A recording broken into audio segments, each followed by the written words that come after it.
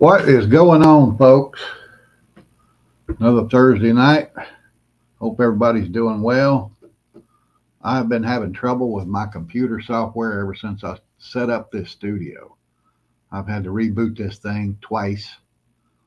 So hopefully you're seeing me and you're hearing me. But I'm going to go on like you did. Uh, so let's see who jumped in there first. Linda Farrow, first one in tonight. Appreciate that very much. Nick L is in here. Nick, we're going to get together at the gun range again on August 20th at noon. So if you want to join us there, uh, I'm going to be there then. Hopefully, some of you folks will come and join us. You're all welcome. It's a public gun range. I know when me and Rob walked in there this past week, there was nobody there but us. I think maybe one more guy. So there was plenty of room for us to get on the range. Buzz Runner from Volusia County. There we go. Debbie Jones. Linda, you say it's cooled down where you are. Where are you? Because it damn sure ain't cooled down none here. Oh my God, we're dying here. Bill said he had to bail because he has to do some work. He's going to catch a replay, so I'm going to say hello to him. I appreciate it, buddy, and I understand why you couldn't hang around. We all got to make a living. That's for dang sure. Taylor Starrett, yeah. Greg Harmon. Appreciate. See, my screen just blinked. Am I still there? You're still here. All right. This software is killing me. Swackhammer's back with us. Good to see you, buddy. Diane is with us. There we go. Hope you're enjoying that book I sent you. Hillside Prepstead. Lori is with us. Everybody loves Lori. She's with us tonight. She wants to say hello to everybody. RBL 927. Yes, sir. Appreciate it so much, guys. Pauline Parker made it this time. SPK is back with us. Yeah, we got a good bunch in here tonight. So we might as well get on with it.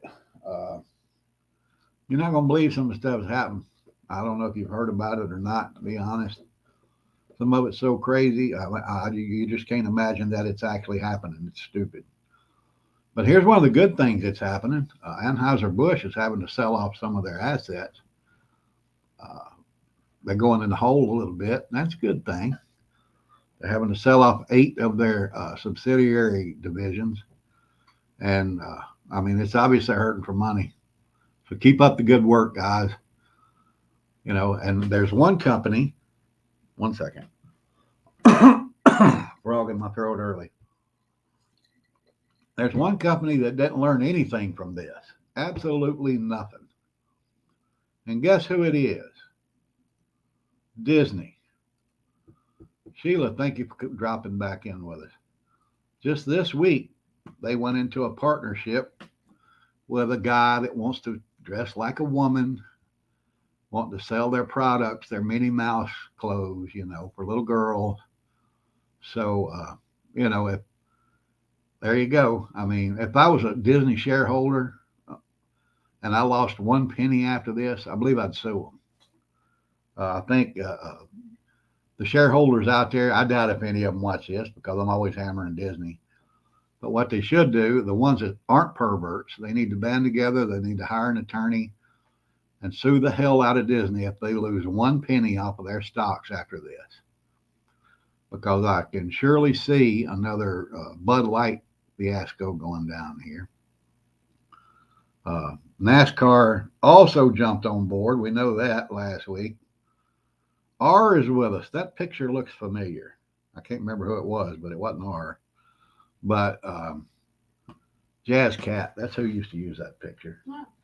But Disney decided they wanted to dip their toe in and see if they could lose some money too. So let's oblige them. They need to get back to just making movies and running entertainment parks without trying to feast on little children. So I'm going to leave that right there. It's just ridiculous. I mean, there are several thousand people here in the Orlando area that work for that corporation. And I'd surely hate to see them get, you know, in a bad way. But if Disney keeps on trying to indoctrinate our children with this perversion, I hope they go broke. I truly do. But there's Michelle J. What's going on, girl? I was looking for you on Monday night. You missed a chance to win that book. But I'm glad you're here tonight. I truly am. But another thing happened this week that kind of crushed the liberals. Actually, this happened today. If you'll remember back about 4 or 5 years ago, there was a well known scientist that issued a thesis that said that category 4 and 5 hurricanes had increased recently. And they held her up, like she was a goddess. Well, guess what she did today? Well, she actually did it before, but it's just coming out today. She admits that it was all a lie. She admits that she made mistakes. Uh, Somebody came to her with research to prove that her work was flawed. She went back and checked it, and she admitted it. I made a mistake. It's not true. But she blew the whistle on all of the liberals, how they were flying her all over the world to meet dignitaries and on private jets too. That's the nice part, to meet dignitaries and politicians because she had published something they wanted them to publish, but now they hate her because she actually corrected her work when she found out, it was flawed, and she did the right thing, what a scientist is supposed to do. So thank goodness she stepped out there and told the truth. But another thing that happened that you might not have heard about was a couple of high ranking military people, the top U.S. Army general and the top Marine. They resigned on Friday. Uh, the general from the Army, James McConville, he actually resigned, but I think it was more like he got fired because also the Sergeant Major of the Army, who is the baddest son of a bitch in the military, there is no doubt the Sergeant Major of the Army is the toughest. He resigned as well. So I think it was one of those deals where, he kind of said, if you get rid of him, I'm going to.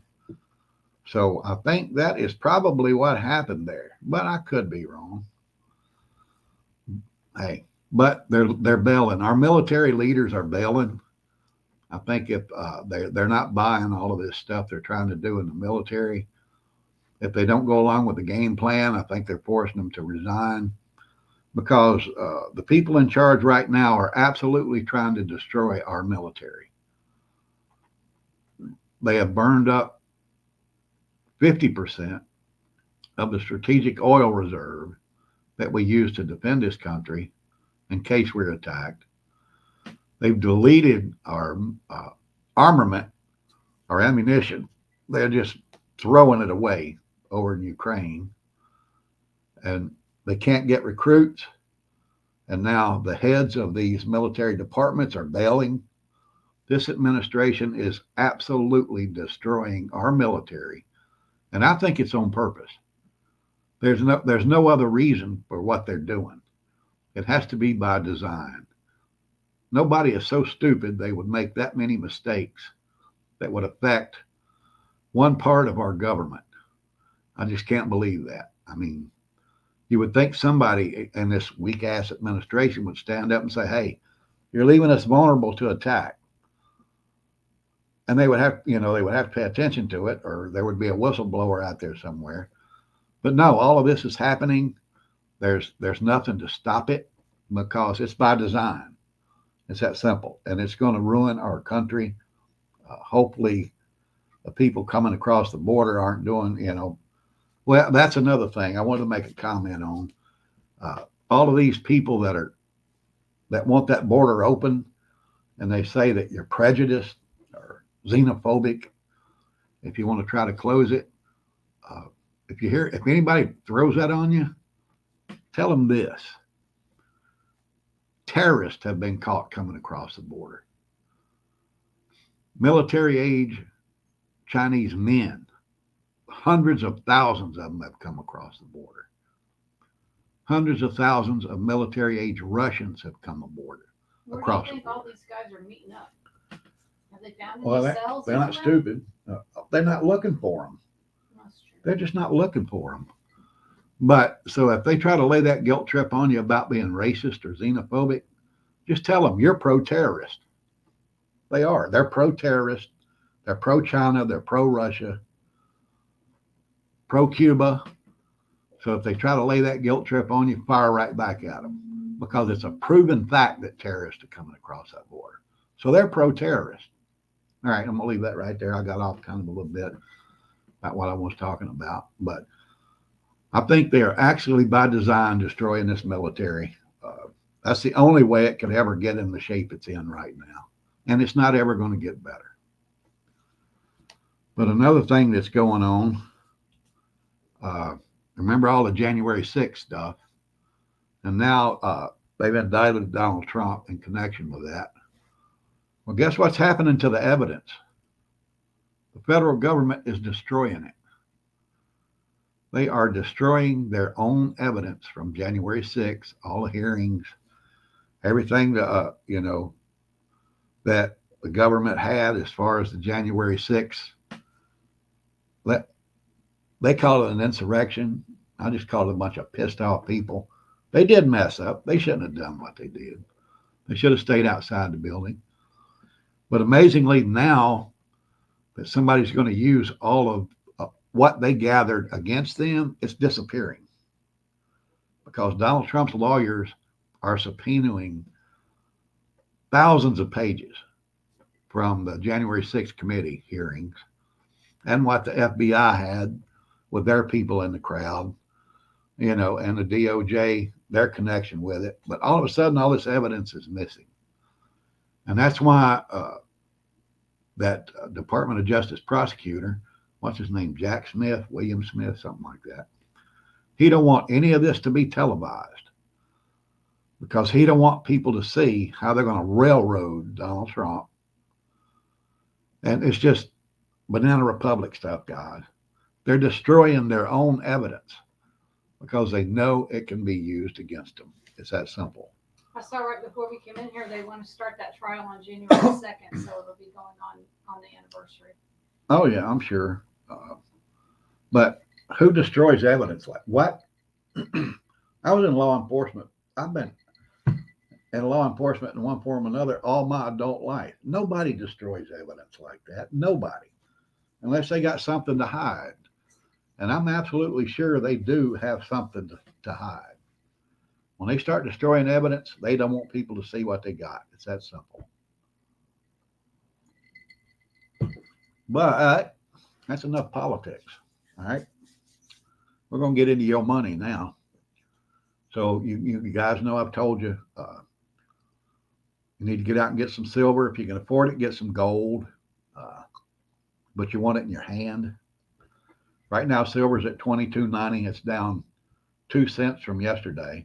Great price. Get out there and get it, guys. But there's something going on that you don't know about, probably. So I'm going to fill you in on it. These gold certificates you buy when you invest in gold, and they send you a bond or, a certificate saying you own so much gold. There is 200 to 250 times more of those certificates out there than there is actual gold. These investment firms have oversold gold. So they're just basically taking your money if you're buying those. If you have any right now, cash them in. Tell them you want your gold right now. Make them send it to you where you have it in your hands. So when the economy does collapse, they're telling people, sorry, we can't honor this bond. You won't get stuck in that bunch. Right there, that's from Finance Buzz. It tells you. They've oversold gold over 200 times more than there is actual gold. If you're holding those certificates, guys, get your gold. Get it right now. Do it tomorrow. Don't wait any longer, because things aren't getting any better. It's that simple. And one of the reasons why that actual gold is getting scarce is because China's building a bank based on just gold. See, I was in the house. All right. Appreciate it. But just in the month of June, we don't have statistics for July yet. China purchased 21 tons of gold, actual gold. I run the numbers today based on what the price is right now, which is 1923 right now. I think it was 1923.50 or something like that when I run the numbers. But That's pretty interesting, the timing right before that summit. Yep. Yeah. But that's over $1,200,000,000,000 worth of gold that China bought and banked. And it's happened right before their summit in a couple of weeks to try to uh, determine how they're going to shut the U.S. dollar out of the world market. Now, they've come up with a plan. They're probably not going to issue a currency right away. I mean, they might, the possibility is always there. But they've come up with a plan where each member country and BRICS can use their national currency to trade among each other. So that eliminates the dollar. Saudi Arabia is expected to join that group during the summit, which means you don't have to have U.S. dollars to buy oil anymore. That's all that kept the dollar afloat was the U.S. dollar. Countries had to have the dollar to buy oil from Saudi Arabia and the other Middle Eastern countries. Now it's not that way anymore. If Saudi Arabia does jump in there, the dollar's dead. If they create a new currency, the dollar is dead. But even if they don't create that currency, they've been invited 69 countries to South Africa, I think is where they're having the meeting this month. And all 69 countries are sending representatives. 69. 69. You were shocked when it hit 40. Yep. That surprised me when it got up to about 40, but now it's 69. Wow. And every country has agreed to attend. So they're absolutely looking into the possibility of joining this group and getting rid of the U.S. dollar. And the way our country uses our dollar against them, I don't blame them. I mean, I hate to see it. It's going to make our money basically worthless.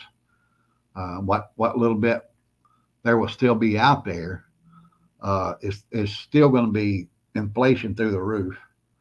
That $1 it's going to take $7 or $8 to buy what that $1 used to buy. So it's only going to get ugly either way. But they are definitely going to get off the U.S. dollar dealing between each other. Like if China buys from Russia or, China buys from, I think Nigeria's on board or Saudi Arabia or whoever. They don't have to have that dollar anymore. They use their own currency. It's all honored across the world. So just get ready for it, guys. Like I said, if you got those bonds or certificates saying you own gold, get that gold right now. Because China's trying to buy it all up. 21 tons of gold. Man, that's a lot of gold. But I keep harping on that, but that's just because I want you to be ready. That's all. So hopefully you'll get on board with that. But the main reason I wanted to come here tonight is be ready for Venezuela. Yeah, here in the United States. Yeah, we're going to be just like Venezuela was 2 years ago, 3 years ago. People down there were breaking into zoos to kill the animals and get some meat. That's where we're headed, guys. Things keep going the way they are. They ain't going to get any better, believe me. It's going to get a lot worse before it gets better. There's only one way it can get better. That's for it to totally collapse and be rebuilt. And that will be ugly, but it's coming. And food, get you some food. Don't buy silver unless you have a good stock of food set in, because you can't eat silver. So think about that. If you need, if you need any tips about, what to buy, when to buy it, stuff like that, shoot me that email. I always post that there for you guys. I'll be glad to help you out. But the old prepper adage, beans, bullets, and Band-Aids, you need that before you need that silver. Make sure you got food. Make sure you got medical. Make sure you got a way to defend what you have. Then jump out there and get that silver and gold if you can afford it. Gold is out of my price range, absolutely. So I do like to buy that silver, though. But the main reason I wanted to talk to you tonight, it popped up While I was watching a movie last night, an old movie, is one of, hey, NYC's in the house. Um, I sent your package out. Should have got an email with a shipping number, so you can track it if you want to. But the reason I was watching this old movie with Kevin Costner, it was one of his first movies. It was called Testament. It was made in 1983. I don't know if you guys have seen that or not, but it was made back in the day when the biggest threat to the U.S. was Russia and a nuclear attack instead of our own government. And this movie is about that community and families after a nuclear attack. Now, if you want to, go check it out, it's worth watching. Thank you, Purple's Inn. The movie's worth watching. It's not one of the best, and it takes it a while to get going. But what it does, it shows you how communities react. As far as how the people down the street, or the church, or local merchants react to a SHTF situation. And then inside of that, you have that going on in the community. And then inside of that, you have a family dynamic that is tremendously being affected by what's going on. And it shows you how, families might deal with those situations. Of course, it's not good. And, in this movie, like I said, they use a nuclear attack instead of a government, eating itself from within and leaving the people with nothing, like the United States is doing.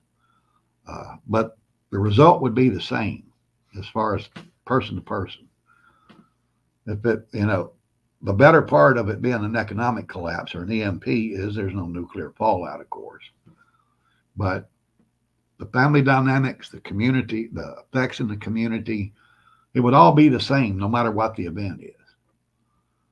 Because you have to learn to work within a community. We all know our government plays a long game when it comes to taking away our rights. They do it a little bit at a time.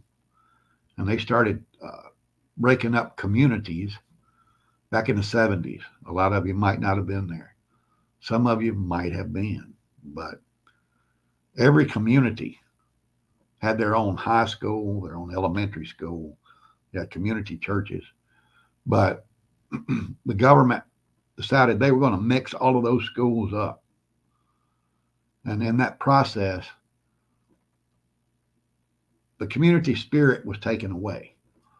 They used to have high school football games, where the whole community would get together before the game. And that's where tailgating started, folks, was with high school football. But that community was tight knit. They supported the community. They did it with basketball games or baseball games. Like I said, football games. But the government, in the long run, has stripped that away. I know in Nashville, where I'm from, big city. When I left, there was about 600,000 people there. But I think we probably had 10 or 12 high schools in the whole county because they had closed neighborhood high schools.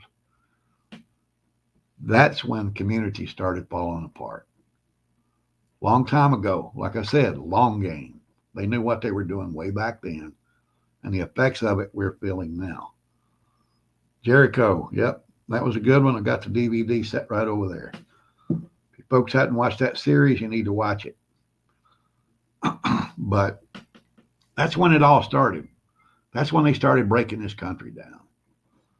I doubt if many of you know who your neighbors are. I mean, I know that guy and I know that guy, but I don't know the guy next to that guy or the one next to this guy. We got to get out and learn who these people are, just in case things do go bad. We'll know who we can count on. We'll know who's going to be a problem. We'll also know who's just going to cut and run, which would probably be the best bet. If you're bugging in, if you're in a suburbs like what, 80% of Americans now, You need to know who your community is.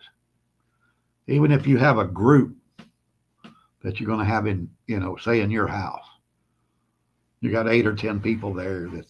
That's your group. That's your mag. That's your group. You got to know what's outside of that for tactical reasons and for practical reasons. You got to know who's going to be a burden, who's going to be a benefit, and who's not going to be any effect at all. You got to know that, guys. You got to get out. You got to learn it. I'm going to make a better effort to do that. Here, hopefully I won't be here when everything goes bad. But if I am, I want to know who's nearby. I want to know who I can count on and who I might have to take out. I'll be honest with you. But that's the main thing. That's what you need to work on. I'm asking you to get out there and work on that because we all need to know more about who's around us. And America has gotten away from communities. We don't care who the guy is 3 doors down. We don't care who the people are 2 streets over. But we need to know that just in case. I know I'm going to make a better effort, and hopefully you will too. But that's the main thing I wanted to come here and talk to you tonight. How do you want you to say the name of the movie we watched again? The name of the movie was Testament. It was made in 1983. Like I said, it's not a fantastic movie, but in the 80s, there really wasn't a lot of good movies to start with. And plus, in the 80s, they didn't have the technology we have now to know, what the effects would be of something like a nuclear attack like they use in that movie. But it is worth watching. It's a pretty good movie. It's got some stars in there that weren't stars at the time, and when you see them, you'll realize who they are. Like I said, it's one of Kevin Costner's first movies. He looks like he's about 17 years old. Don't think he was even shaven yet. And his wife does too. And his wife, what was her name? Rebecca De Mornay. She looks like she's about 17. Yeah, they look like teenagers. So that's how old that movie was. And what's that guy's name that was the main character? Capital guy. Yeah, I can't. The guy that sells gold on TV. I can't remember. Anyway, he's in it, and oh wow, now they're just all young. It's a good movie to watch. But I think I've taken up enough of your time, folks. I want to get out there and make some videos, but it's just been so damn hot. I got a couple of items I want to show you that I think you would probably need to know, that I know you need to get for your preps. I've got a coffee pot. It's not just a simple coffee pot, but it's a camp coffee pot. I also bought a little screen off of Temu for a campfire. I want to show you that. There's a couple of things. That's his name. Yep, he got it. Yeah, thank you. Thank you, sir. That was driving me crazy. But I've been talking about that all evening until you could look it up. Yeah. But there's a couple of items I want to show you. If it'll just cool down where I can get outside and do it, I need to start a fire to show you. And I damn sure ain't going to do that when it's 110 degrees outside. Yeah, that's it. Testament. What platform did we watch it on? I watched that on, I recorded it off TV. Oh, okay. Yeah, it was on one Flix channel, Flix. It was on the Flix channel, and I recorded it a couple of days ago. So if you have that channel, they'll probably show it again. Just set your DVR and record it. But don't make an effort. Yeah. It's not like it's an epic. It's a good one to watch when there's nothing else on. But the family dynamics there, that's what we got to get our head around, folks. I found it to be a reality check. Yeah. It was very sad. She didn't realize how bad things could get until she watched that. And that was just, like I said, they didn't have the technology then that we have now. So it'd probably even be more, I can guarantee you, it's going to be more realistic than what they showed. Oh, yeah. But yeah, I don't want to say anything, tell you what happened, but yeah, it's sad. But XNYC, you should be getting that package. What's today? Tuesday. You probably get it on Monday. So you can look for it. Like I said, I sent you that shipping number so you can track it. Fourth and Go wasn't in here tonight, but his is on the way also.